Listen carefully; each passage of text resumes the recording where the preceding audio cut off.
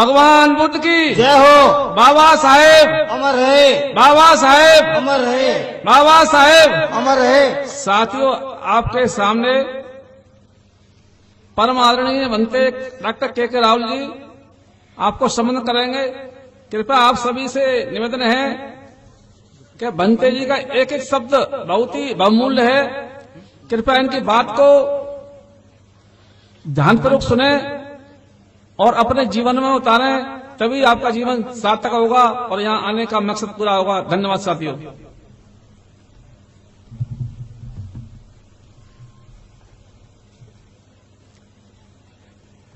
महाकारुणिक भगवान बुद्ध, बोधिसत्व बाबा साहेब, संत शिरोमणि गुरु रविदास जी को नमन करते हुए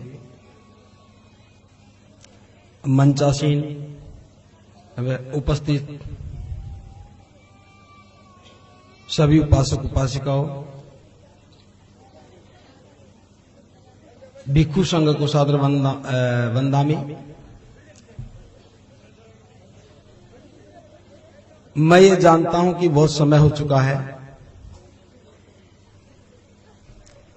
काफी रात हो चुकी है, सोने का समय हो चुका है, लोग जाग रहे हैं। आपको जागने का एक मंत्र बता देता हूं। भंते जी ने आपको जादू सिखाया। मुझे जादू तो नहीं आता है, लेकिन मैं एक जागने का मंत्र बता देता हूं। अगर वो मंत्र आपको समझ में आ गया तो कभी भी नींद नहीं आएगी, कभी भी नींद नहीं आएगी। और उसको ध्यान से सुनना, क्योंकि जिस दिन मैंने उस मंत्र को सुना उस दिन से लेकर आज तक मुझे नींद नहीं आई है।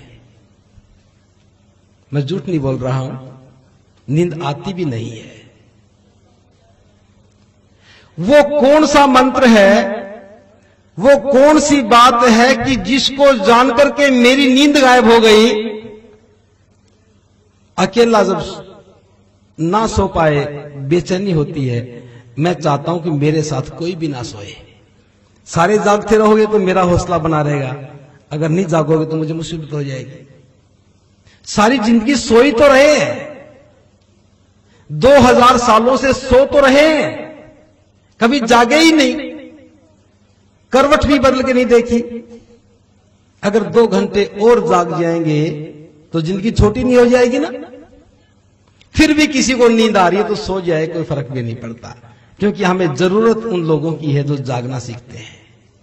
ये बाबा साहब का जागने का कार्यक्रम है और मैं 700 किलोमीटर दूर चल करके सिर्फ जगाने के लिए आया हूं। और मैं आपको ये बता देना चाहता हूं, मैं आपसे सिर्फ 2 घंटे जागने की बात करता हूं और मैं तो कई सप्ताह खाट पे सोता भी नहीं हूं। जिसमें बाबा साहब के मिशन की लौ जग जाती है उसकी नींद भाग जाती है। मैंने बाबा साहब को जागते हुए देखा, मैंने बाबा साहब को प्रतिपल जागते हुए देखा, उनके दिल की तड़प को देखा। जिस दिन से मैं बाबा साहब के दिल की तड़प को अनुभव करने लगा हूं, मेरे दिल से, मेरे मन से, मेरी आंखों से नींद गायब हो चुकी है। मैं चाहता हूं उस तड़प को आप भी साझा करें। दूर दराज से चल करके आए हैं, 1 घंटे बाद चले जाना कोई दिक्कत नहीं। मेरे सामने कितने लोग बैठे मुझे कोई फर्क नहीं पड़ता। अगर एक भी व्यक्ति बैठा होगा तो भी मैं उतनी बात कहूंगा, नहीं बैठा होगा तब भी उतनी बात कहूंगा, ये सोच करके कि कोई खाट पे सो रहा होगा, हो सकता है कि सोए सोए उसके कानों में बात चली जाए और उसका कल्याण हो जाए। इसलिए मैं भाषण तो नहीं दूंगा, लेकिन मेरे साथ एक मजबूरी है। जब भी मैं मंच पर आता हूं, मंच के लोग मेरी दिशा तय करते हैं, मुझे बता देते हैं भंते जी यूं चलना है। चूंकि इन्होंने बुलाया तो फिर मैं यूं ही चलता हूं।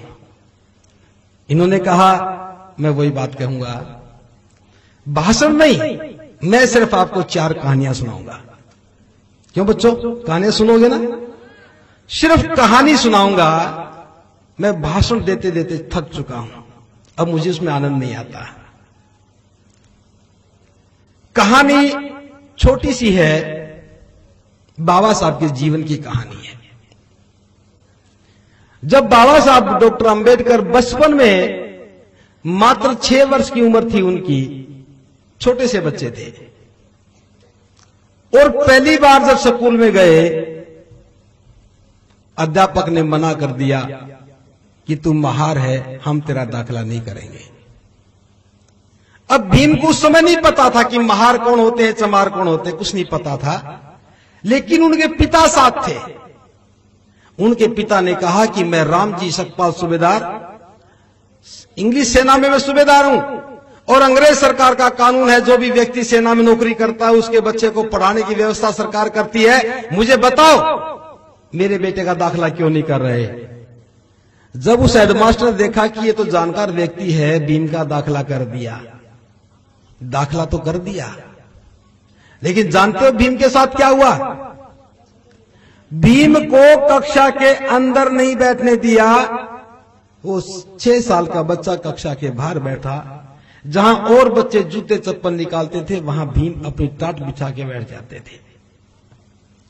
अभी 2-3 दिन ही हुए थे स्कूल में गए हुए, दोपहर का समय था, तेज धूप पड़ रही थी और प्यास के मारे भीम का मन बड़ा व्याकुल हो रहा था। उसके मन में इच्छा आई कि मैं भी पानी पी लूं, और भीम उठ करके घड़े के पास चला गया। जो भी बच्चा वहां पे आता पानी पी के चला जाता। भीम कहता भैया मुझे भी पानी पिला दो, मुझे बड़ी प्यास लगी है, मुझे पानी पिला दो। जो भी आता उसी से भीम कहता मुझे पानी पिला दो। और सभी भीम की तरफ देखते और उस पर व्यंग कसते, अरे तू तो अछूत है, तू तो महार है, तुझे पानी नहीं पिलाएंगे। जितने भी लोग आए पानी पी के चलते गए, भीम को पानी नहीं पिलाया। चपरासी को कहा कि पानी पिला दो, वो भी कहता तू महार अछूत है, मैं तुझे पानी नहीं पिलाऊंगा। प्यास बढ़ती जा रही, प्यास के मारे जी निकला जा रहा। भीम वापस आके बैठ गया। एक एक पल घड़े की तरफ टकटकी लगाए देखता रहा। घड़े में पानी भीम पी नहीं सकता, प्यास के मारे बड़ा व्याकुल हो गया। बड़ी मुश्किल से दिन पूरा हुआ। स्कूल की छुट्टी हुई तो भीम दौड़ करके घर गया और जाकर के अपनी मां भीमाबाई की गोदी में बैठकर रोने लग गया। अपनी मां की गोदी में बैठकर भीम रोने लग गया और कहने लगा कि मां मुझे बड़ी प्यास लगी, दोपहर में बड़ी प्यास लगी और मैं पानी पीने के लिए हर किसी को कहता रहा, लेकिन मुझे किसी ने पानी नहीं पिलाया। मां मुझे पानी क्यों नहीं पीने देते? मां मैं पानी क्यों नहीं पी सकता? अपने बेटे को रोता हुआ देख करके भीमाबाई चुप करती है।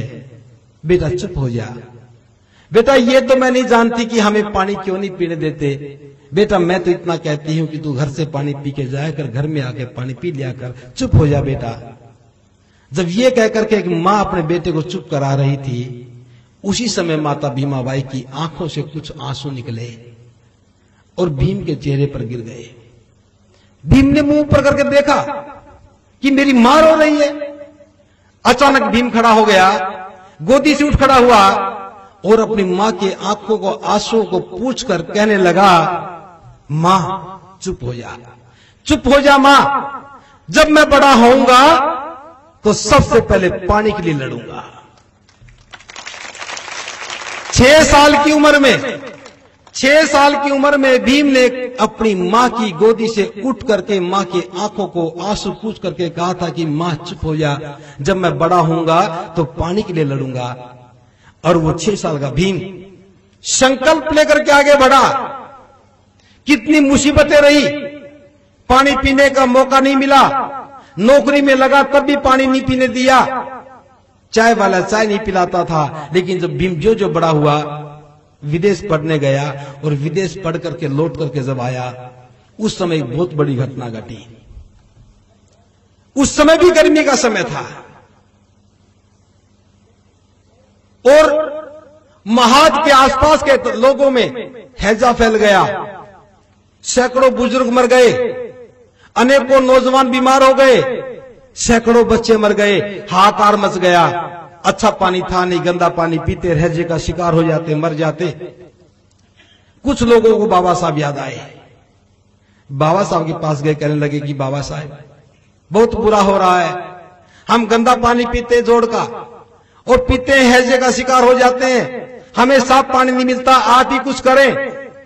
उस समय बाबा साहब को अपनी 6 वर्ष की उम्र में लिया गया संकल्प याद आया, और संकल्प याद आया तो बाबा साहब ने कहा चलो हम साफ पानी पीने के लिए आंदोलन करेंगे। तो बाबा साहब ने आह्वान किया, हजारों महिलाएं, हजारों पुरुष पानी पीने का जज्बा लेकर के बाबा साहब के पीछे पीछे हो लिए। आगे आगे बाबा साहब चल रहे हैं, पीछे पीछे हुजूम चल रहा है, और एक ही नारा लग रहा है, पानी पीने का हक लेकर रहेंगे, पानी पीने का हक लेकर रहेंगे, बाबा साहब अंबेडकर जिंदाबाद। और देखते देखते सभी लोग महाद के तालाब पर चले गए, और महाद के तालाब पर गए तो सबसे पहले बाबा साहब ने दोनों हाथों की अंजलि बनाई, अपने हाथों से पानी पिया। इसके बाद सारा समूह उतर गया, पानी पीने लगा, और एक पल में लगा कि कितना बढ़िया नजारा हो गया। हजारों साल से पानी पीने की मनाही थी, और बाबा साहब ने कितना बड़ा करिश्मा कर दिया, हर एक ही पल में पानी पीने का हक दिला दिया।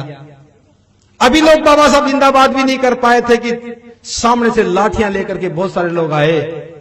जिन लोगों ने पानी पीने से मना कर रखा था उन्होंने लाठियां बरसा दी, नियत लोगों पर लाठियां मारी, महिलाओं पुरुषों पर लाठियों से मार की। बहुत लोग जख्मी हो गए, बाबा साहब भी जख्मी हो गए, लेकिन भागे नहीं। बाबा साहब ने कहा कि हम यहां डटे रहेंगे और पानी पीने का हक लेकर के रहेंगे। तो बाबा साहब ने फिर कोर्ट में लड़ाई लड़ी, और मुंबई की लेजिस्लेटिव काउंसिल में बाबा साहब ने प्रस्ताव पास करवाया कि आज के बाद इस देश के तमाम जोहर, तालाब, नदियां, जो भी प्रकृति के स्रोत है पानी के, उस पानी पर इस देश के प्रत्येक नागरिक का बराबर का हक है। और आज मैं फक्र के साथ कहता हूं, उस बालक दीन ने 6 वर्ष की उम्र में संकल्प लिया था, अपनी मां को वचन दिया था कि मां जब मैं बड़ा होऊंगा तो पानी पीने का संघर्ष करूंगा, और पानी पीने का हक हमें दे दिया। आज आपके घर की दहलीज में साफ पानी आता है, क्या कोई आपको पानी पीने से मना करता है? नहीं करता। क्या इस पानी पीने का हक आपने अपने प्रयासों से लिया? नहीं लिया ना। मुझे याद है, हम पशु नहीं रखते थे घर में। एक बार हम भी भैंस ले आए। मैं सुबह कॉलेज जाता था, भैंस को पहले पानी पिलाने जाता था। भैंस जोड़ में घुस जाती, उसकी आदत थी कि वो बाहर नहीं निकलती थी। जब तक कोई अंदर नहीं घुसता वो बाहर नहीं निकलती थी। और मैंने गलती की, एक बार मैं भी भैंस के पीछे उतर लिया, चलो भैंस को बाहर निकाल लो, कॉलेज में लेट हो रही है। और देखते देखते मेरे पीछे कोई मारने के लिए दौड़ा। समाज का पहरेदार था कि तू शूद्र होकर के जोड़ में नहा रहा है। भैंस शूद्र नहीं थी, हमारी भैंस क्षत्रिय थी, हमारी भैंस ब्राह्मण थी, हमारी भैंस वैश्य थी। लेकिन जो भैंस जिस घर में बंधी हुई थी वो शूद्र था। मैं नहीं नहा सका, मैं भैंस को नहीं निकाल सका, और वही छोड़ के आ गया। अगले दिन मैं भैंस को बेच दिया कि ये क्षत्रिय है, ये वैश्य है, ये ब्राह्मण है, मेरे घर में क्यों रहेगी। हमने भैंस को नहीं रखा। मैं ये बताना चाहता हूं कि मैं अपने जीवन में खुद जोड़ में नहीं नहा सका, पशु नहा लेते थे। आज बाबा साहब के अनुकंपा से हमें पीने का पानी मिला है। लेकिन मैं आपसे एक बात पूछता हूं, क्या बाबा साहब ने जो संघर्ष किया उसकी कीमत आपने चुकाई? अभी मंच पर हमें बोतल दी गई है, 15 रुपए की बोतल मिलती है। एक बोतल खरीदते 15 रुपए देना पड़ता है। क्या कोई मुफ्त में हमें पानी देता है? नहीं देता ना। लेकिन बाबा साहब ने हमें मुफ्त में पानी दिया। क्या आपने कभी बाबा साहब का धन्यवाद किया? नहीं किया। क्यों नहीं किया? क्योंकि आप बाबा साहब को जानते ही नहीं है। जानते नहीं है। जिस व्यक्ति ने अपने बचपन में प्यासा रह करके पानी पीने की लालसा पैदा की, प्यासा रह करके पढ़ाई पूरी की, प्यासा रह करके नौकरियों में भी गया, वहां भी प्यासा रहा, और अंत में पानी पीने का हक हमें दिलवा दिया और हम भूल गए। मैं वो भाषा तो नहीं बोलूंगा जो सोनीपाल जी बोल करके गए हैं। अगर उनके शब्दों में कहूं तो हमें लोग क्या कहेंगे मैं नहीं कहता, लेकिन मैं एक बात कहता हूं, हमें क्या करना चाहिए बच्चों, इस कहानी को सुनकर के क्या करना चाहिए? जब भी आपको पानी की प्यास लगे, गिलास को हाथ में लेकर के और कहें कि बाबा तेरी अनुकंपा से आज हमें उत्तम जल पीने का मौका मिला, बाबा तेरा धन्यवाद। क्या बोलेंगे?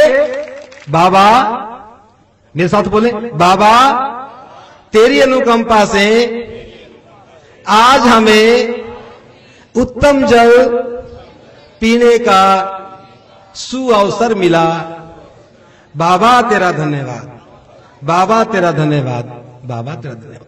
और जब किसी को पानी भी पिलाओ, कोई भिक्षु घर में आ जाए, मंच पर बैठे हुए लोगों में से कोई घर में आ जाए, कोई मेहमान घर में आ जाए, तो ट्रे में पानी का गिलास लेकर के कहना कि बाबा तेरी अनुकंपा से आज मुझे उत्तम जल पिलाने का सुअवसर मिला, बाबा तेरा धन्यवाद। अगर ये बात आज से घर में शुरू कर लोगे तो छोटे छोटे बच्चे पूछेंगे, मम्मी जी आपने बाबा का धन्यवाद क्यों किया? आपसे पूछेंगे, पापा जी आपने बाबा का धन्यवाद क्यों किया?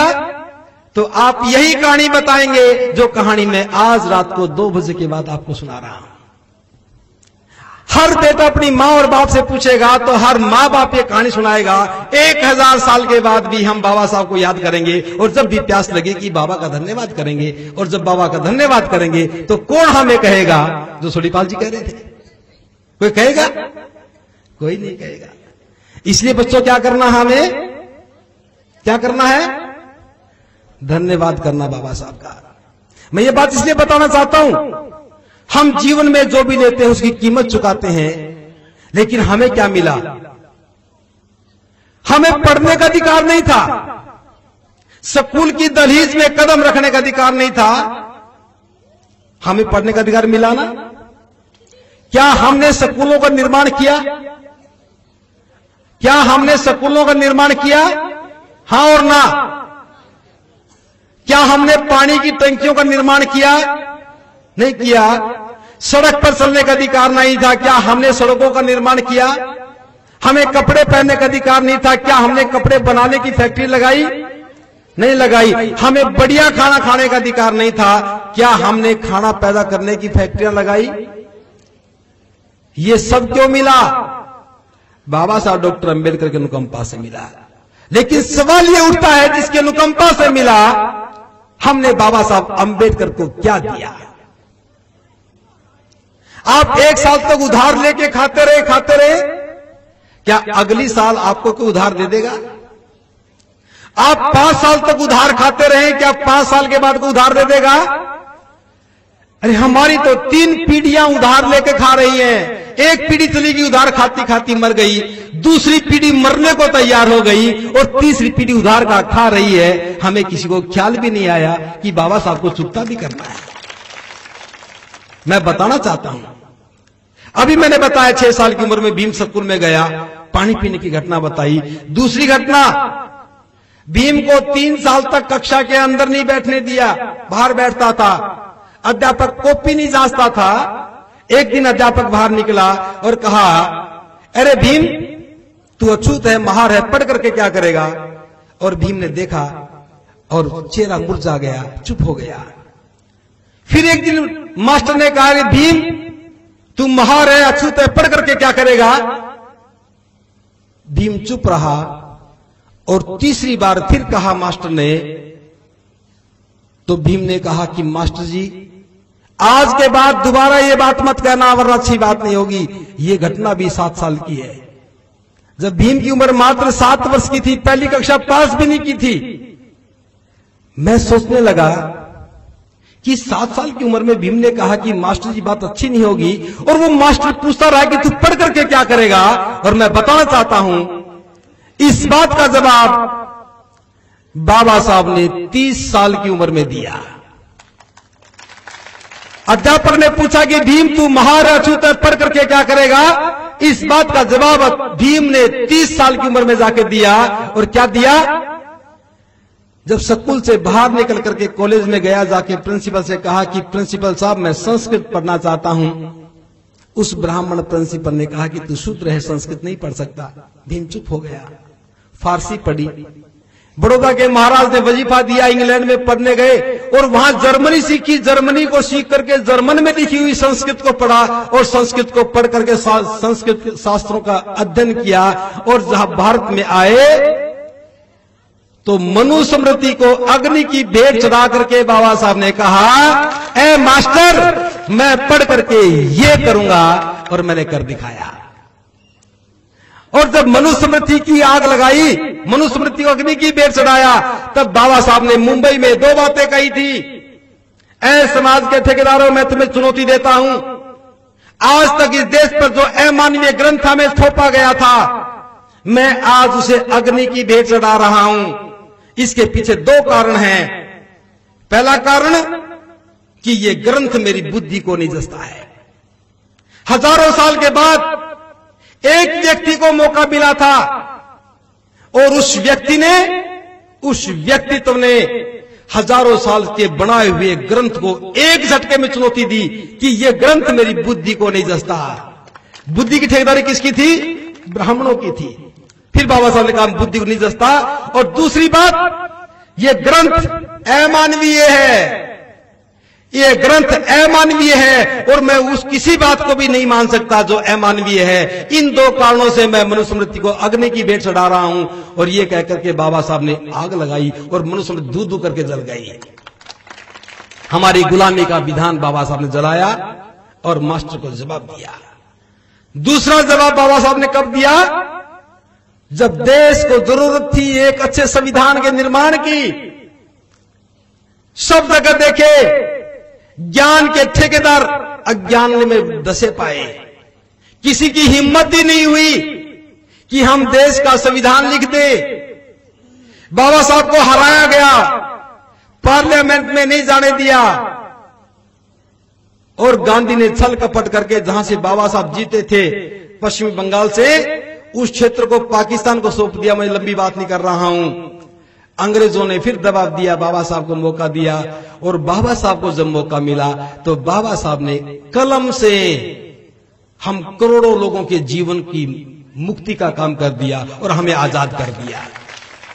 और 26 जनवरी 1950 को बाबा साहब ने फिर कहा, ए मास्टर, मैं नहीं जानता कि तू जिंदा है या मुर्दा, मैं नहीं जानता तू आज जिंदा भी है दुनिया में नहीं है, लेकिन मैं बता रहा हूं मैं पढ़ करके क्या करूंगा, मैंने करके दिखा दिया है। एक बार मौका मिला बाबा साहब को और हम करोड़ों लोगों को मुक्त कर गए। क्या हमने अपने जीवन में कोई ऐसा काम किया? क्या हमने जीवन में कोई ऐसा काम किया? जब मैं बाबा साहब को देखता हूं तो मेरा मन बड़ा रोमांचित उठता है। जब मैं बाबा साहब के जीवन को देखता हूं तो रोमांचित हो जाता है कि उसे बचपन में स्कूल में बैठने नहीं दिया, अध्यापक ने कॉपी को नहीं जांचा, कॉलेज में संस्कृत नहीं पढ़ने दी, और जब मैं पैदा हुआ, जब मैं स्कूल में गया तो अध्यापक ने उठ करके मेरा स्वागत किया। जब मैं स्कूल से कॉलेज में गया तो प्रिंसिपल ने मेरा स्वागत किया, और कॉलेज से निकलकर जब मैं हिसार यूनिवर्सिटी में पढ़ने के लिए आया तो भाग करके रजिस्ट्रार ने मेरा एडमिशन किया। मुझे कहीं रुकावट नहीं मिली। क्यों नहीं मिली? क्योंकि बाबा साहब की अनुकंपा मुझ पर हो चुकी थी। जो रुकावटें बाबा साहब के जीवन में आई, बाबा साहब ने मेरे जीवन से उन रुकावटों को खत्म कर दिया, और मेरे जीवन से रुकावटों को खत्म ही नहीं किया, मेरे जीवन में ज्ञान प्राप्ति के अवसरों का भंडार लाकर रख दिया। मैं सोचने लगा कि बाबा साहब की अनुकंपा से मैंने सब हासिल किया है, और मैं बाबा साहब को धन्यवाद भी नहीं कर पाया हूं। मैं आपसे पूछता हूं, आप स्कूल गए, ज्ञान लेने के लिए गए, ये जानते हुए कि बाबा साहब ने हमें ज्ञान दिया, क्या बाबा का धन्यवाद किया? आज के बाद सोचना, जब आपका बच्चा स्कूल जाए तो बस्ता हाथ में लेकर के कहे कि बाबा तेरी अनुकंपा से आज मुझे ज्ञान पाने का मौका मिला, बाबा तेरा धन्यवाद, बाबा तेरा धन्यवाद, बाबा तेरा धन्यवाद। क्या कहेंगे? बोलो, बाबा तेरी अनुकंपा से आज मुझे ज्ञान पाने का सुअवसर मिला, बाबा तेरा धन्यवाद। जब ये कहकर के आपके बच्चे स्कूल में जाएंगे, निश्चित रूप से मैं कहता हूं कि वो विद्वान बन के निकलेंगे और बाबा साहब की राह पर चलकर के विद्वान बन जाएंगे। मैं तीसरी बात बताना चाहता हूं। आज हम भरपेट खाना खाते हैं। आज आप लोगों ने बहुत बढ़िया भोजन बना रखा था। जिन्होंने खाया उनको स्वाद का पता होगा। आपने बड़ी अच्छी भावना से भोजन बनाया और खाने वालों ने अच्छा खाया। मैं बच्चों को देख रहा हूं, सबके चेहरे चमक रहे हैं और सब खुश नजर आ रहे हैं, कोई बीमार नहीं दिख रहा। लेकिन मैं बताना चाहता हूं, जो खाना आज हम खा रहे हैं, जिसको खाकर के हम स्वाद ले रहे हैं, आनंदित हो रहे हैं, बाबा साहब को ये खाना नहीं मिला था। बाबा साहब के घर में 5 बच्चे पैदा हुए। मैं सभी महिलाओं से बात करना चाहूंगा, गौर से सुने इस बात को। कई बार हम महिलाओं को भूल जाते हैं, जब बाबा साहब को याद करते हैं तो बाबा साहब की पत्नी को याद नहीं करते। मैं बताना चाहता हूं कि बाबा साहब के जीवन में, बाबा साहब के यहां तक बनने में उनकी पत्नी माता रमाबाई का क्या योगदान रहा। छोटी सी कहानी है, मैं बताना चाहता हूं। 9 वर्ष की उम्र थी जब रमा की शादी बाबा साहब से हुई। उस समय बाबा साहब की उम्र मात्र 17 वर्ष थी। 9 वर्ष की उम्र में शादी होने के बाद जब बाबा साहब को विदेश जाने का मौका मिला, ज्ञान प्राप्ति का मौका मिला, तो बाबा साहब ने अपनी पत्नी रमा से कहा कि रमा, बाबा साहब रमा को रामू बोलते थे, रामू, बड़ौदा के महाराज ने मुझे वजीफा दिया है और मैं चाहता हूं कि मैं ज्ञान को हासिल करूं, लेकिन जब पीछे मुड़ के देखता हूं तो मुझे दिखता है कि तेरे पास 5 बच्चे हैं, आमदनी का कोई साधन नहीं। ऐसी अवस्था में रमा, क्या तू अपने बच्चों का पेट पाल लेगी? क्या तू मुझे पढ़ने की अनुमति देगी? रमा अनपढ़ थी, एक भी अक्षर पढ़ना नहीं जानती थी। उसने बाबा साहब को कहा कि बाबा साहब,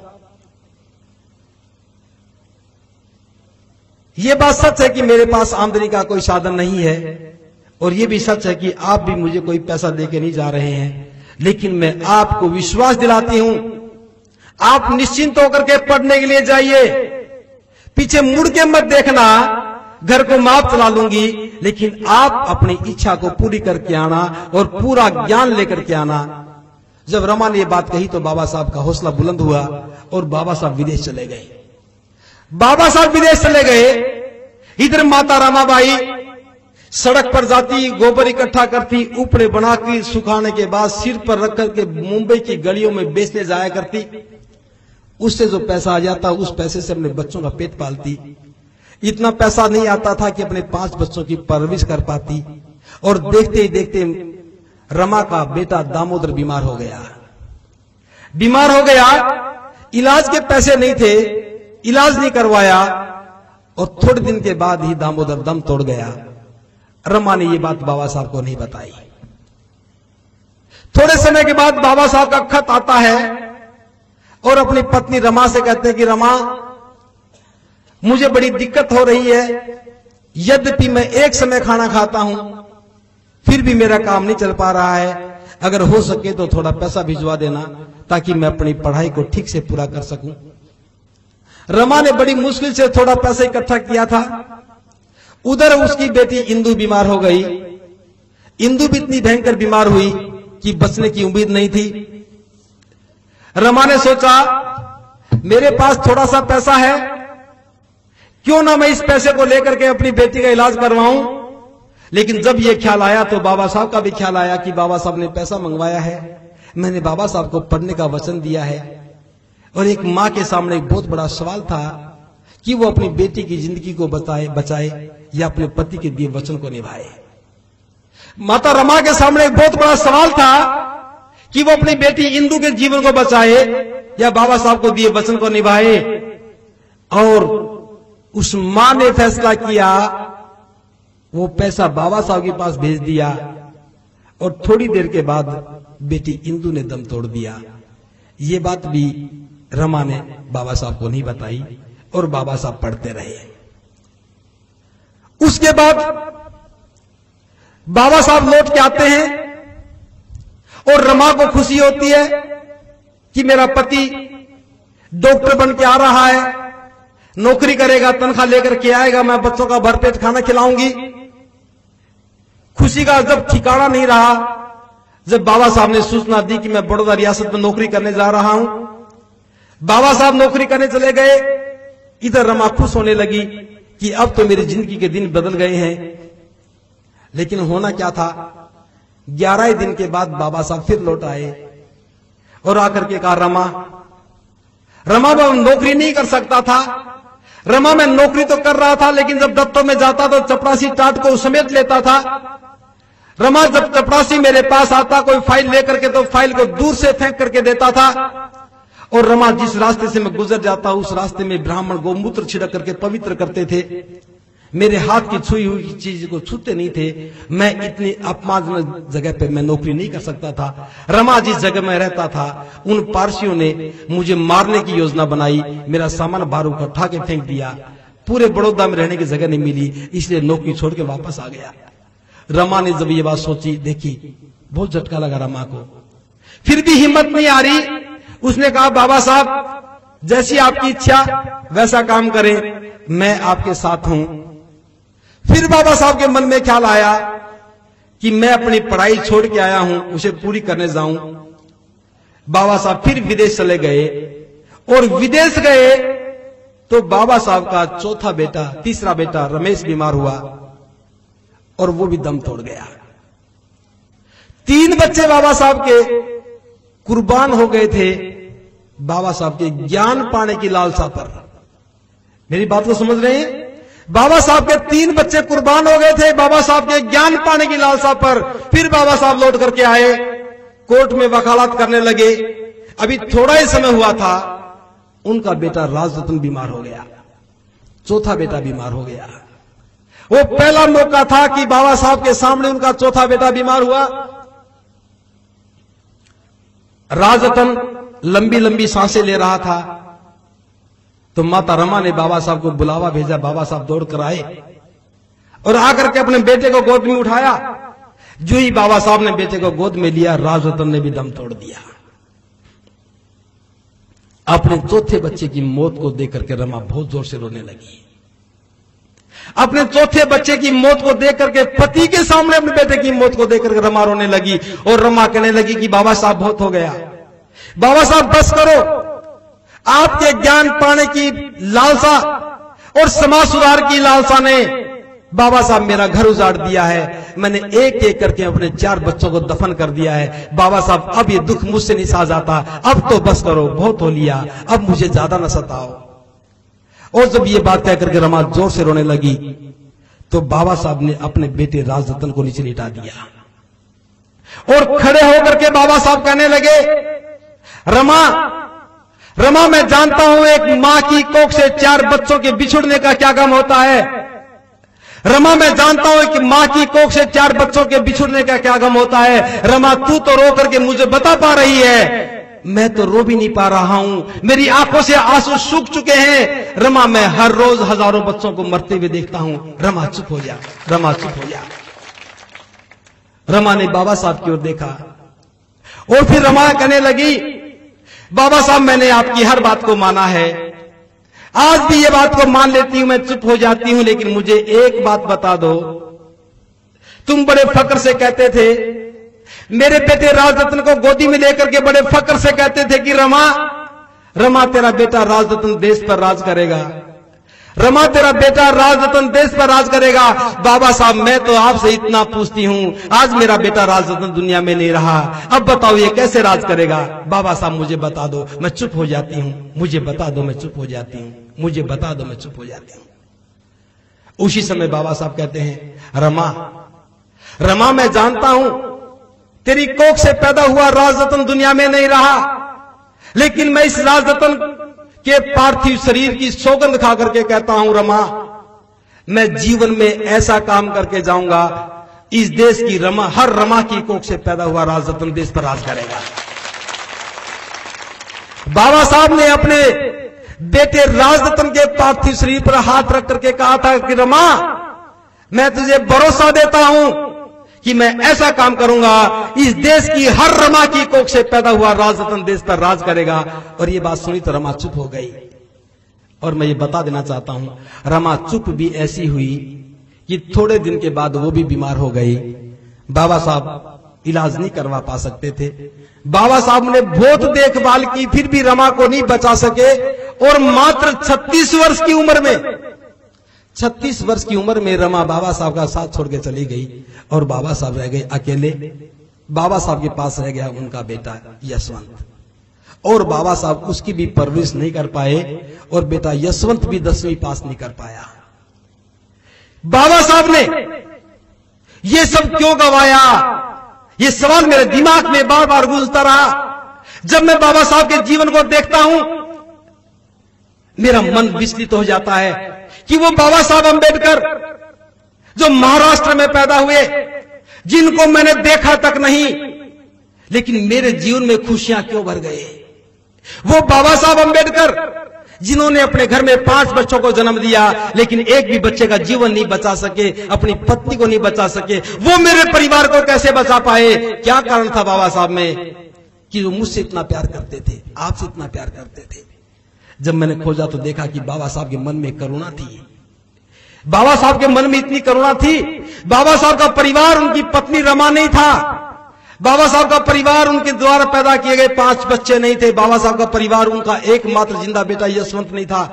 मैंने जब खोज की तो मैंने पाया कि बाबा साहब ने जीवन में जो भी अर्जित किया, बाबा साहब ने जीवन में जो भी कमाया, चाहे वो ज्ञान कमाया, चाहे मान और सम्मान कमाया, चाहे वो पैसा कमाया और चाहे वो शोहरत कमाई, वो सारी की सारी कमाई बाबा साहब मेरे नाम कर गए। बाबा साहब मेरे नाम कर गए। क्यों कर गए? क्योंकि बाबा साहब मुझे अपने परिवार का व्यक्ति मानते थे। बाबा साहब हम सबको अपने परिवार का व्यक्ति मानते थे, इसलिए बाबा साहब ने भले अपनी पत्नी की परवाह नहीं की, बच्चों की परवाह नहीं की, लेकिन हमारी परवाह की और हमें सुख मिला। हम बाबा साहब को क्या सुख दे रहे हैं? अपने आप से पूछिए, हम बाबा साहब को क्या सुख दे रहे हैं? आज सुबह मैं संगरिया में था, हलवा और खीर बना के खिलाया गया और मैं एक एक चम्मच खाते सोच रहा था कि वाह, मैं बाबा साहब के मिशन का काम लेकर के घर से निकला हूं, मैं बाबा साहब का मिशन का काम लेकर के घर से निकला हूं और लोग मुझे हलवा और खीर बना के खिला रहे हैं। लेकिन अफसोस मुझे कि मैं बाबा साहब के 4 बच्चों को ये खीर नहीं खिला सका। अफसोस है मुझे, मैं बाबा साहब के बच्चों को हलवा नहीं खिला सका। आज हर मां अपने बच्चे को बढ़िया भोजन बना के खिलाती है, क्या वो बाबा साहब के जुदा हुए 4 बच्चों को भोजन खिलाने में सक्षम है? मैं एक चम्मच भी बाबा साहब के परिवार को नहीं खिला सका। मुझे दुख इस बात का, लेकिन मैं क्या करूं? अगर मैं ब्राह्मणवादी विचारधारा का होता तो खीर बना करके ब्राह्मण के पास चला जाता, हे ब्राह्मण देवता इस खीर को बाबा साहब के पास भेज दो, हो सकता है कि वो भेज देता, लेकिन ऐसा नहीं हो सकता। हो सकता है, हो सकता है जब बाबा साहब ने इतना किया। अभी मैं ध्यान नहीं पा रहा, मुझे किसने कहा, विमल जी ने साथ जिक्र किया था कि बाबा साहब सब कुछ गंवाने के बाद थोड़े और समय के बाद वो नितांत अकेले रहे, खूब पढ़ते रहे, संघर्ष करते रहे, लेकिन एक जब अकेले होते थे तो बाबा साहब रो पड़ते थे। जब अकेले होते थे तो बाबा साहब की आंखों से आंसू टपकते थे। तो उनके निजी सचिव नानकचंद रत्तू ने बाबा साहब से पूछा कि बाबा साहब आप रोते क्यों हैं? बाबा साहब ने झिड़क दिया कि रत्तू बेहुदा बातें मुझसे मत किया कर, चुप हो जा। लेकिन रत्तू ने देखा कि बाबा साहब बहुत बार रोते हैं। तो एक दिन नानकचंद रत्तू बाबा साहब के सिर की मालिश कर रहे थे, क्योंकि बाबा साहब के सिर में बहुत पीड़ा होती थी, पैर में बड़ी पीड़ा होती थी। कई कई घंटे उनकी मालिश करते रहते थे, फिर भी चैन नहीं मिलता था। और मैं बता देना चाहता हूं, जीवन के अंतिम दिनों में तो बाबा साहब जब सोते थे तो उल्टे मुंह होते थे और उनके पैर पंखे पर लटकी हुई रस्सी में टंगे होते थे। और कब नींद आती थी कब नहीं आती थी कोई नहीं जानता। बाबा साहब अपने जीवन के अंतिम दिनों में सोए भी नहीं। तो नानकचंद रत्तू ने कहा कि बाबा साहब आज तो चाहे कुछ भी कर लें, लेकिन मैं इस सवाल का उत्तर जरूर पूछूंगा, आप मुझे बताएं कि आप रोते क्यों हैं? बाबा साहब ने कहा कि सवाल का कोई जवाब नहीं है, चल अपना काम कर। नानकचंद रत्तू ने कहा कि बाबा साहब मैं आपकी सेवा में रहता हूं, मैं प्रतिपल आपके साथ रहता हूं। लोग मुझसे पूछते हैं नानकचंद रत्तू तू बाबा साहब की सेवा करता रहता है, बता बाबा साहब क्यों रोते? बाबा साहब मैं क्या जवाब दूं? क्या मैं लोगों को झूठ बोलता रहूं? उस समय बाबा साहब ने आवाज जबान खोली और कहा कि नानकचंद रत्तू मैं अपने शरीर को देखता हूं, मेरा शरीर जर्जर हो चुका है, पैर में पीड़ा है, सिर में पीड़ा है, डायबिटीज का मरीज हो चुका हूं, जीवन थक चुका है और मुझे लगता है कि मैं ज्यादा दिन नहीं जिंदा रह पाऊंगा। बड़ी मुश्किल से मैंने अपने समाज को सुरक्षित करने के लिए इतनी मेहनत की। मैंने समाज की सुरक्षा में एक बड़ा तंबू खड़ा कर दिया। उस तंबू का मैं अकेला बंबू हूं और मुझे लगता है जिस दिन मैं दुनिया से चला जाऊंगा कभी ये तंबू ढह ना जाए।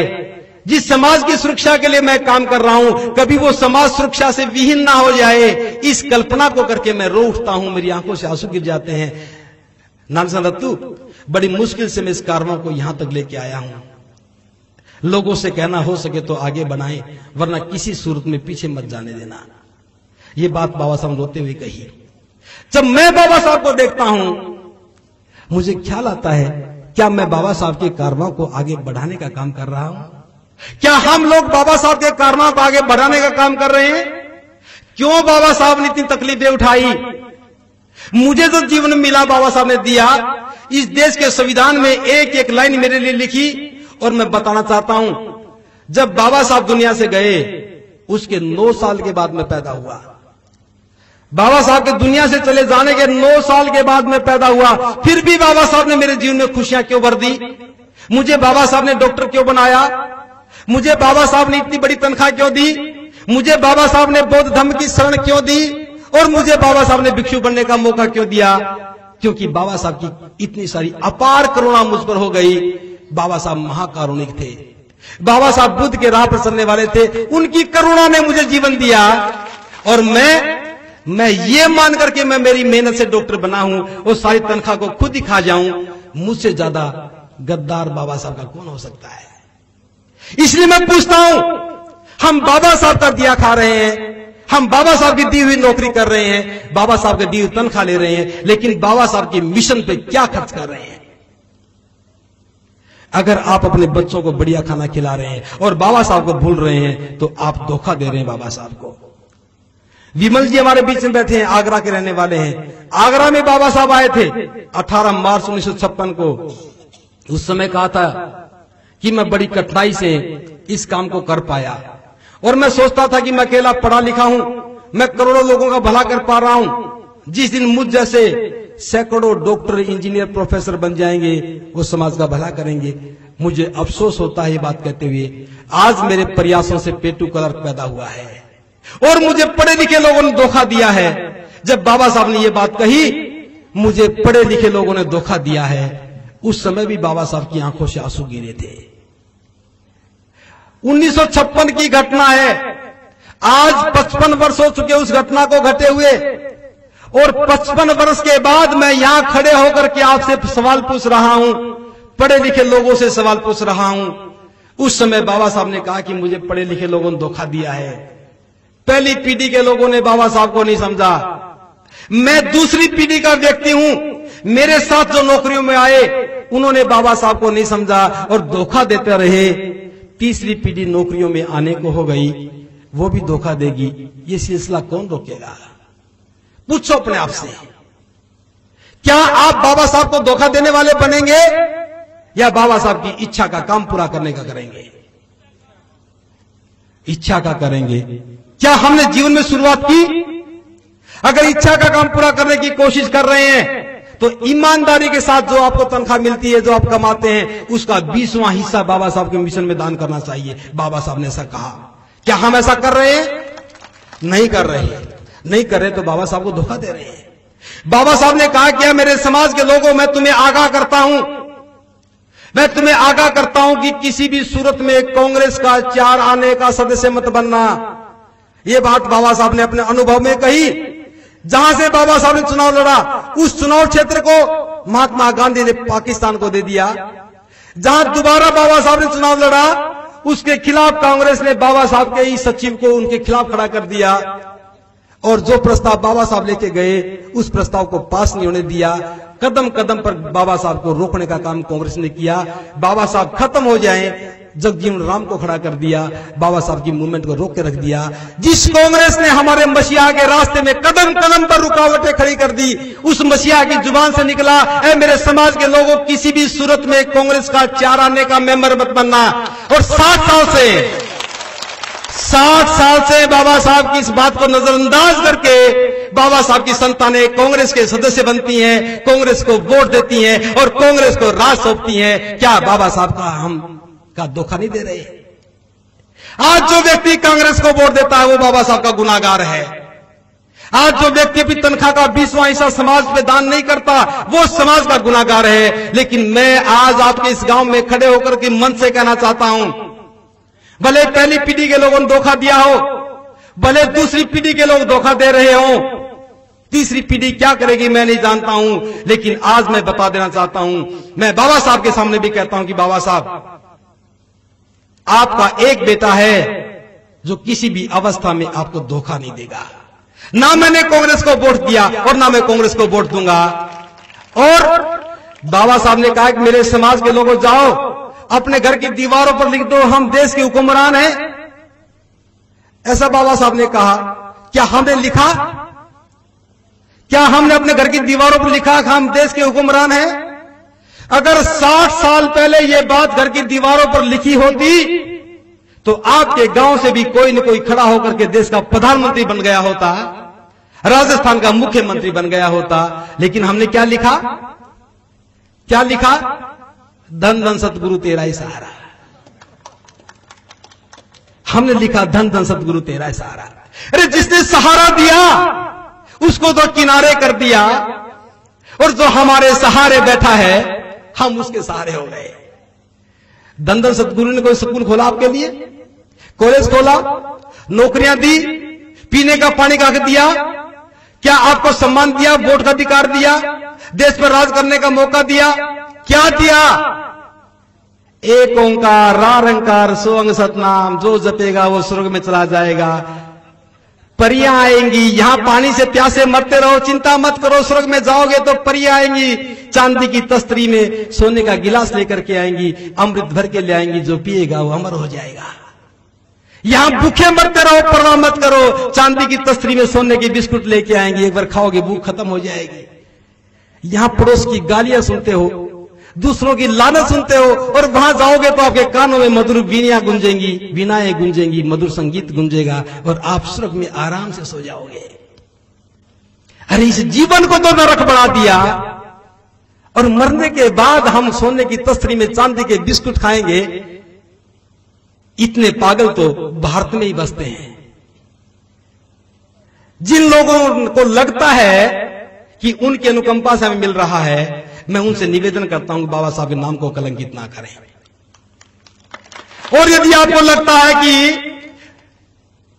उनके नाम से सब कुछ हो रहा है, तो रिजर्वेशन का हक ना लें, वोट का हक ना लें, घर के आगे अपना कुआं खोद के पानी पिए, रास्ते में चलते हुए अपनी सड़क खुद बनाएं, कर लोगे? तो बाबा साहब ने, मेरा तो जीवन का एक एक पल ऋणी है बाबा साहब का, क्या आपका नहीं है? अगर है तो हमें चुकता करना कर्ज को। मैं एक बात बताना चाहता हूं, मेरे बहुत सारे समझदार साथी कहते हैं जी हम तो बाबा साहब पर अपनी तनख्वाह का 20वां हिस्सा खर्च करते हैं और बाबा साहब की बात को मानते हैं। मैं पूछना चाहता हूं, इस बोतल की कीमत 15 रुपया है, 15 रुपए देकर पानी पिया है, लेकिन बाबा साहब ने जो मुझे दिया उसकी क्या कीमत है? बाबा साहब ने जो हमें सुख दिया उसकी क्या कीमत है? कौन मूल्यांकन करेगा? बाबा साहब के बेटे दामोदर की मौत की क्या कीमत है? बाबा साहब के बेटे रमेश के जीवन की क्या कीमत है? बाबा साहब के 4 बेटे और एक पत्नी चली गई, उसके जीवन की क्या कीमत है? उसकी कीमत लगाओ। हमारी 1000 पीढ़ियां भी मिलकर के कर चुकाएं तो क्या उनकी मौत की जिंदगी की कीमत चुका सकती हैं?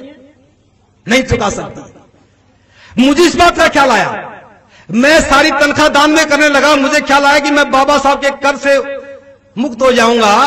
लेकिन जब मुझे ख्याल आया, मैं कॉपी किताब लेके बैठा कि मैं बाबा साहब का कंट्रीब्यूशन जोड़ दूं कि मुझ पर कितना कर्ज है, तो मैंने देखा कि बाबा साहब ने अपने पूरा परिवार कुर्बान कर दिया। और मैं क्या कर रहा हूं?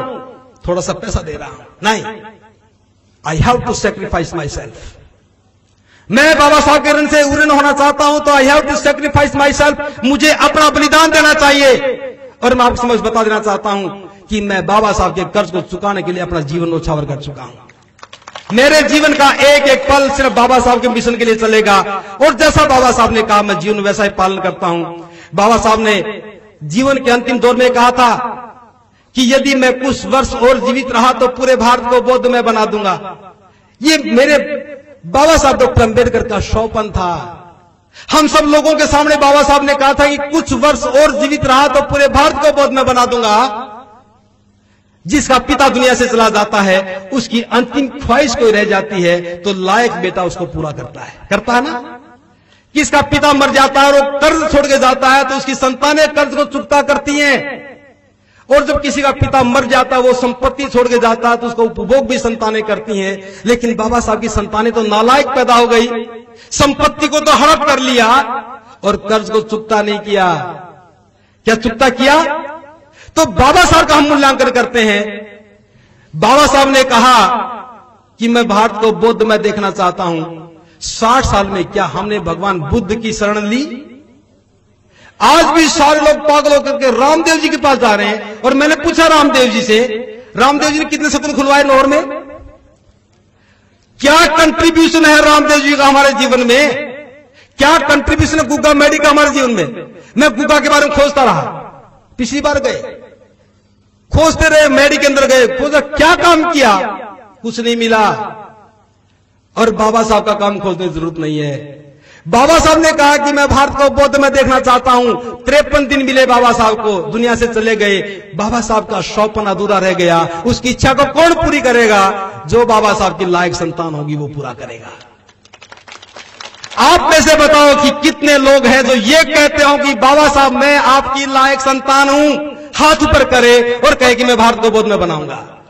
अरे वाह, करिश्मा हो गया। यहां पर इतने बाबा साहब के लोग भारत को बौद्ध में बनाने वाले। मैं कहता हूं यदि आपने ईमानदारी से हाथ ऊपर किया है तो मैं अपने जीवन में पूरे भारत को बौद्ध में देखूंगा। यदि आपने ईमानदारी से हाथ ऊपर करके कहा है कि हम बाबा साहब को धोखा नहीं देने वाले, तो मैं यहां घोषणा करता हूं कि मैं अपने जीवन में भारत को बौद्ध में देखूंगा। और जब मैं बौद्ध में देखूंगा तो बाबा साहब से कहूंगा, बाबा साहब मेरी आंखों से देखो, आपका सपन पूरा हो गया है और भारत बौद्ध में हो गया है, पूरा भारत बौद्ध में हो गया है। बुद्धं शरणं गच्छामि देश में गुंज लगा है। ये बाबा साहब का मिशन पूरा हो जाएगा जिस दिन मेरा ये नौजवान खड़ा हो जाएगा।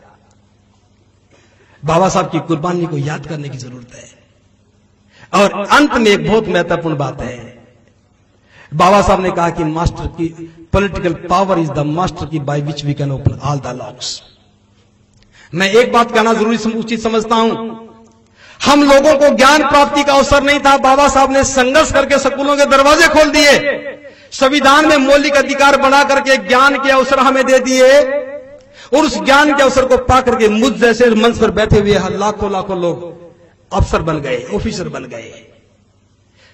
एक बाबा साहब ने हमें लाखों को ऑफिसर बना दिया, करोड़ों लोगों को ज्ञान बांट दिया। और उनकी लायक संतानों ने क्या किया? हमने अपने ही बच्चों के हाथ में कटोरा और चम्मच दे दिया। जब मैं बचपन में स्कूल जाता था तो कॉपी किताब लेके जाता था, और आज बच्चे स्कूल जाते हैं तो क्या लेके जाते हैं? क्या लेके जाते हैं? कटोरा। जब मैं स्कूल जाता था मेरी मां पूछती थी बेटा क्या लेके जा रहा है? कॉपी ले ली? हाँ ले ली। कलम दवात? हाँ मां ले ली। आज की मां पूछती कि बेटा कटोरा ले लिया? हाँ मां ले लिया। बेटा चम्मच और ले जा। जब मैं स्कूल से लौट के आता था मेरी मां पूछती थी बेटा क्या पढ़ के आया? अनपढ़ थी मेरी मां, फिर भी पूछती थी क्या पढ़ के आया? और मैं कहता कि मां देखो मैं ये पढ़ करके आया। और आज की मां पूछती कि बेटा क्या खा के आया? और समझदार मां अगर होती है तो कहती है बेटा मेरे लिए भी लेके आया। जिन स्कूलों के द्वार बाबा साहब ने खोले थे कि इन द्वार से जो गुजरेगा वो शिक्षित होकर निकलेगा, और उसी सरकार ने बाबा साहब की इच्छाओं के विरुद्ध काम किया। बाबा साहब का लिखा संविधान देश में होने के बावजूद भी स्कूलों में ज्ञान बांटने की बजाय सरकार उबला हुआ दलिया और चावल बांटने लग गई। मास्टरों का काम पढ़ाना होता है और वो मास्टर सुबह जाते ही दलिया और चावल बनाने लग जाते हैं, दोपहर के बाद बांटने लग जाते हैं। कुछ बच्चे खाते हैं, कुछ मास्टर खाते हैं और खा करके लौट आते हैं। बाबा साहब चाहते थे कि मेरे बेटे पढ़ करके निकले, और हमारी आंखों के सामने सरकार ने फैसला किया कि 8वीं क्लास तक बच्चे का इम्तिहान नहीं होगा, एक बार दाखिला करवा दो, 8 साल के बाद 8वीं पास का सर्टिफिकेट ले जाओ। 10वीं तक कोई फेल नहीं होगा, और 10वीं के बाद जब 11वीं में जाओगे, प्राइवेट स्कूल में पढ़ने वाले तो डॉक्टर इंजीनियर बनने के लिए साइंस पढ़ने लग जाएंगे, और हमारे बेटे, बाबा साहब के बेटे A for apple, B for boy, C for cat 10वीं के बाद पढ़ने लगेंगे। अभी आप हंस रहे थे मेरी बात पर, ठीक 10 साल के बाद जब इस बात को याद करोगे तो रोओगे। आपकी आंखों से आंसू निकलेंगे और कहेंगे कि हरियाणा से कोई बहुत भिक्षु आया था, ये बात कह के गया था। बाबा साहब अकेले पढ़े लिखे थे, करोड़ों लोगों के हाथ में कलम और दवा दे गए, और हम लाखों पढ़े लिखे लोग होने के बावजूद भी अपने बच्चों के हाथों से कलम दवा छीन करके कटोरा और चम्मच सौंप दिया। इससे ज्यादा लानत भरा काम क्या बाबा साहब की संतानों के लिए हो सकता है? आज मैं जब अपने समाज के 18 करोड़ बच्चों के हाथ में कटोरा देखता हूं तो शीरन सी पैदा होती है कि मैं क्या जवाब दूंगा आने वाली संतानों को। जब मैंने अपने बुजुर्गों से पूछा कि तुम क्यों नहीं पढ़े, उन्होंने कहा कि हमें पढ़ने का मौका नहीं मिला। जब मैंने बुजुर्गों से पूछा कि आप क्यों अनपढ़ रह गए, क्योंकि पढ़ने की बंदिशें थी। लेकिन ठीक 10 साल के बाद जब हमारी पीढ़ियां हमसे पूछेंगी कि मैं अनपढ़ क्यों रहा, तो हम क्या जवाब देंगे? मैं तो कहूंगा कि आपके पुरखे नालायक थे, बाबा साहब को धोखा दे रहे थे, अपनी संतानों को गवा बैठे। इसलिए इस कटोरे को बंद करना होगा। बेहतर है अपने बच्चों को अनपढ़ रख लो, लेकिन कटोरा देकर के स्कूल मत भेजो। अगर आपने बच्चों को पैदा किया है तो खाना खिलाने का दायित्व आपका है या सोनिया गांधी का? You have to decide. आपने बच्चे पैदा किए हैं, उनको खाना खिलाना शुरू करो।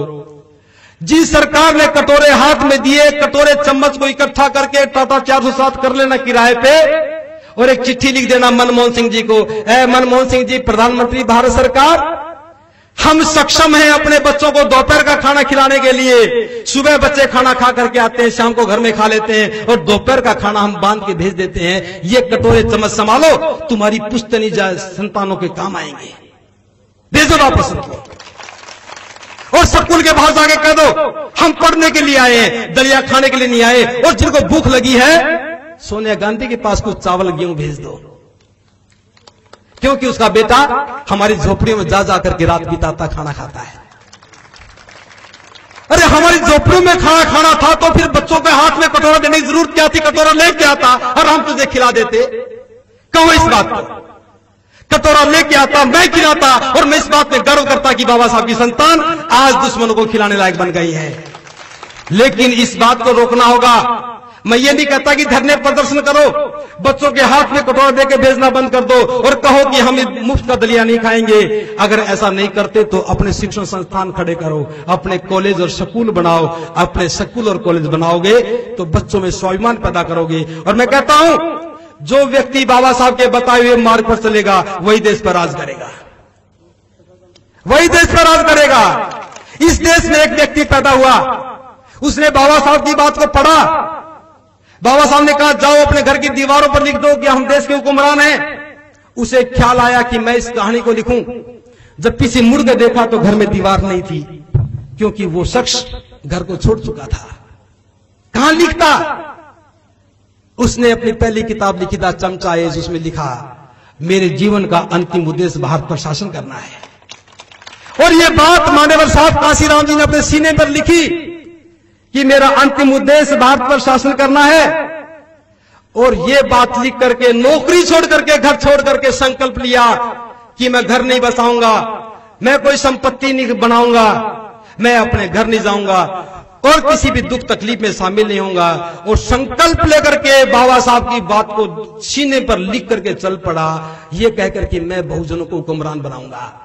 और मुझे फक्र है इस देश में उत्तर प्रदेश के लोगों ने बाबा साहब की बात को माना। क्यों माना? क्यों वहां 600 साल पहले संत शिरोमणि रविदास जी घूमते रहे। उन्होंने कहा रविदास सुख बसन को दोई ठाव, एक सवराज माही दूजा मरगट गांव। गुरु रविदास ने कहा, ऐ मेरे समाज के लोगों, सुख से बसने की दो ही ठिकाने हैं, या तो अपना राज या शमशान घाट। हम लोगों ने शमशान घाट सुन लिया, शमशान घाट पे तो नहीं गए, वहां तो मुर्दे लोग जाते हैं। हमारी धड़कनें थी, सांसें चल रही थी, इसलिए हमने अपने घरों को ही शमशान घाट बना लिया। जिंदगी का लक्षण खत्म हो गया। उत्तर प्रदेश के लोगों में रविदास जी की गूंज गूंज रही थी, और जाकर के बाबा साहब की गूंज को मान्यवर साहब कांशीराम ने गुंजाया और बहन कुमारी मायावती को देश का हुक्मरान बनाया। अब उत्तर प्रदेश के लोग कटोरा लेकर के नहीं खड़े होते, वो मांग नहीं करते, उनके काम हो रहे हैं। और मैं एक बात कहना चाहता हूं, गुगामड़ी जाते हो तीर्थ करने, नगरकोट जाते हो, वैष्णो देवी जाते हो, कहीं जाने की जरूरत नहीं। जीवन में एक बार इतना कष्ट कर लो कि यहां से रेल की टिकट कटाओ और लखनऊ चले जाओ, और गोमती नदी के किनारे खड़े होकर के कभी उत्तर में, कभी पूर्व में, कभी पश्चिम में, कभी दक्षिण में देख लो। एक बार लखनऊ जाकर देख लो, एक बार देख लो, आपके सारे जीवन के पाप खत्म हो जाएंगे। अपने राज के सुख का आभास लखनऊ में हो जाएगा। अगर लखनऊ नहीं जा सकते तो पुराने दिल्ली का रेलवे स्टेशन पार करने के बाद मेट्रो में बैठ करके नोएडा चले जाना, वहां Gautam Buddha university, doctor Ambedkar park देख लेना। इतना भी कर लोगे तो भी आपके जीवन के सारे कष्ट खत्म हो जाएंगे। और यदि आपको जीवन में और पुण्य अर्जित करने हो, किसी का प्रसाद बांटने की जरूरत नहीं, सिर्फ एक काम कर लेना, अपने पड़ोसी को रेल की टिकट कटा करके लखनऊ की टिकट दे देना। जा, यात्रा पूरी करके आ, तेरी टिकट मैं दे रहा हूं। जब वो देखेगा तो उसका जीवन का कल्याण हो जाएगा, तो आपको ज्यादा पुण्य मिलेगा। एक बार ये करके देख लो। अगर इस गांव में से 10 लोग भी लखनऊ जाके चले आएंगे, मैं दावे के साथ कहता हूं, राजस्थान का मुख्यमंत्री भी आपका कोई बेटा होगा। इसलिए एक बात नहीं, एक कहानी नहीं, बाबा साहब के जीवन की तो अनेकों कहानियां हैं। इन आंखों से नींद यूं ही गायब नहीं हो गई। ये आंखें स्वप्न देख रही हैं देश पर राज करने का। लोग कहते हैं कि जो सो करके स्वप्न देखता है उसे कुछ याद नहीं रहता है, लेकिन जो व्यक्ति आंखें खोल करके स्वप्न देखता है वो अपने ही जीवन में स्वप्न को साकार करता है। हम लोगों को बाबा साहब ने आंखें खोलकर स्वप्न देखना सिखाया है। मैं भारत को बौद्ध में बनाने का स्वप्न देख रहा हूं, उसको साकार करने के लिए खुद बौद्ध भिक्षु बनकर के उतर आया हूं। मान्यवर साहब कांशीराम ने भारत का हुक्मरान बनने का स्वप्न देखा। बहन कुमारी मायावती ने अपने जीवन को न्योछावर कर दिया, और मान्यवर साहब कांशीराम जी ने अपनी ही आंखों से बहन कुमारी मायावती को देश का हुक्मरान के रूप में देखा। और बहन कुमारी मायावती देश की प्रधानमंत्री बनने का स्वप्न देख रही है। अकेली बहन जी स्वप्न नहीं देख रही कि हम जैसे करोड़ों लोग स्वप्न देख रहे हैं कि बहन जी देश की प्रधानमंत्री बने, और जब देश की प्रधानमंत्री बनेंगी, ये सारे कटोरे इकट्ठे करके 10 जनपद पर सोनिया के घर में भिजवाएंगे और कहेंगे कि 2000 साल तक तुमने हमें गुलाम बना के रखा, अगली 2000 साल तुम्हारे कटोरे काम आएंगे, संभाल कर रखो। इसलिए मैं नहीं जानता कि आप उस बात सुनना बंद करना चाहते हैं कि मैं बात बंद करना चाहता हूं। मैं बात लंबी नहीं करना चाहता, मैं ये बात करना चाहता हूं, यदि किसी नौजवान के मन में जवानी का ख्याल आ रहा हो, यदि किसी नौजवान के मन में ख्याल आ रहा हो कि बाबा साहब ने हमारे लिए अपने जीवन की कुर्बानी दी और मैं अपने ऋण से उऋण होना चाहता हूं, तो छोड़ करके आ जाए, मैदान खाली पड़ा है। कबीर साहब ने कहा है, कबीरा खड़ा बाजार में लिए लुकाठी हाथ, जो घर फूके आपनो चलो हमारे साथ। बाबा साहब का मिशन तो घर फूकने का मिशन है। हमारा घर फूकेगा, हम सब कुछ छोड़ेंगे, समाज आबाद हो जाएगा, हमारे 18 करोड़ बच्चों के हाथ से कटोरे छूट जाएंगे। ये लड़ाई इस देश की सत्ता पर काबिज होने की है। 60 साल पहले हम 20% आरक्षण की बात कर रहे थे, 60 साल के बाद हमारी लड़ाई 20% की नहीं है, सर्वाधिकार की है। बाबा साहब ने अधिकार की लड़ाई लड़ी थी और हम ये लड़ाई सर्वाधिकार की बनाना चाहते हैं। हम 20% नहीं 100% पर अपना कब्जा चाहते हैं, ताकि हम लोगों को ईमानदारी से बांट सकें, क्योंकि भगवान बुद्ध के अनुगामी है। इसलिए सत्ता पे काबिज होना होगा, इसलिए बौद्ध धर्म को स्वीकार करना होगा, इसलिए रूढ़ियों से, बीमारियों से, अंधविश्वास से बाहर निकलना होगा और अपने बच्चों की पढ़ाई का खर्चा खुद उठाना होगा। मैं अंत में एक बात कहना चाहता हूं, आप बस में सफर करते हैं, क्या कोई मुफ्त में सफर करवाता है? आप कपड़े पहनते, क्या कोई मुफ्त में कपड़े देता है? आप खाना खाते, क्या कोई मुफ्त में खाने देता है? फिर अपने बच्चों की पढ़ाई के लिए मुफ्त का रास्ता क्यों देख रहे हो? फिर अपने बच्चों की पढ़ाई का मुफ्त का रास्ता क्यों देख रहे हो?